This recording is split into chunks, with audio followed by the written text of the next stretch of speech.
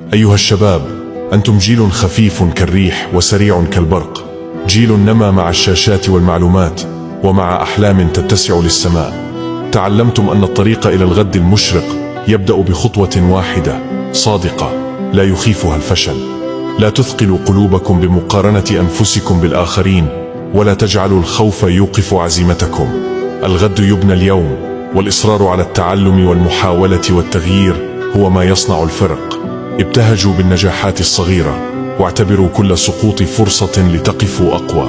احملوا أحلامكم بلا خجل، وانثروا أملكم حيثما ذهبتم، فالعالم بحاجة إلى أصواتكم ورؤاكم.